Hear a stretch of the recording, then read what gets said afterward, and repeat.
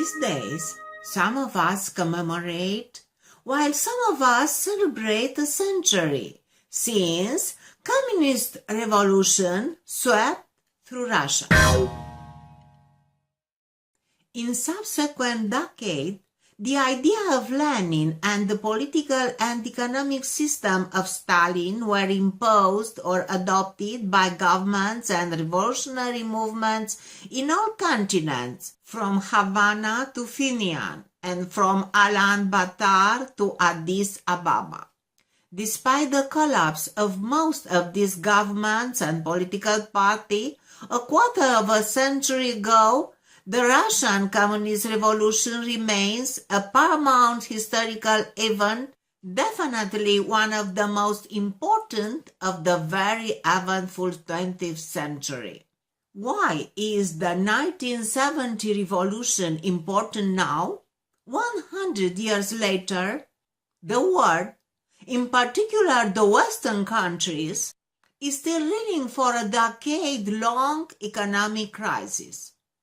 This crisis has destroyed millions of careers, put in jeopardy or even in poverty many people who used to live lives that were, if not comfortable, then at least secure. Those who created the crisis, bankers, investors, governments, walked away with their money, and no one was convicted of the harm done. The working classes saw their jobs disappear, and many retreated in desperation, seeking solace in drugs or life on welfare. Meanwhile, the already rich became richer, and executive pay and bonuses reached stratospheric levels. Thus, there is really no surprise some people starting having second thoughts about the capitalist system, and in trying to change something about it, they started looking in the past. What should one learn from the 1970 revolution? The October 1970 revolution, itself coming during the mass slaughter of the First World War, unleashed in its turn a series of extremely violent events resulting in the death of millions of people. Of course, not only the Russian revolutionaries were responsible for these acts of violence, their opponents being sometimes even more ruthless than the Bolsheviks. But this is a moot point. The most important lesson is that change, even a positive one, may start through mass violence. The second most important lesson is one of unintended consequences.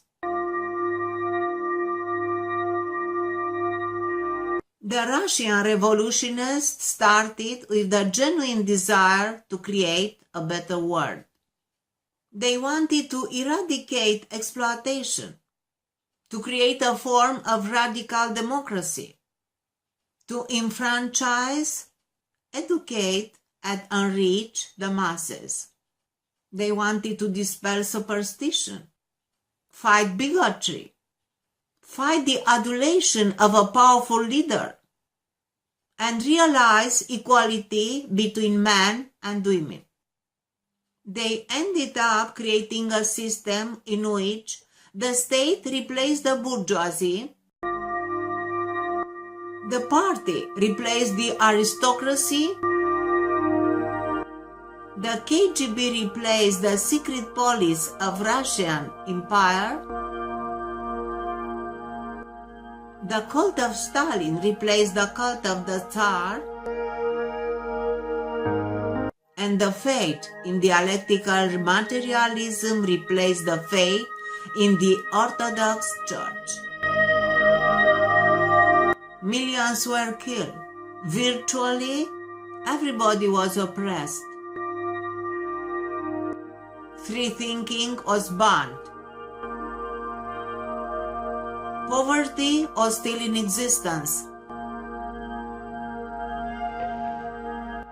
and the relations between genders were still not particularly equal. Should one forego the dream of radical social change? No.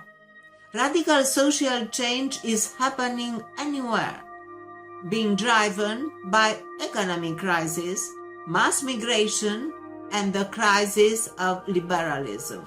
The problem is the management of social change, and this is where one should think thoroughly about the direction in which one should steer social change, and very important, about the means of steering such social change. The Russian Revolution of 1917 might not be the right guide in this case.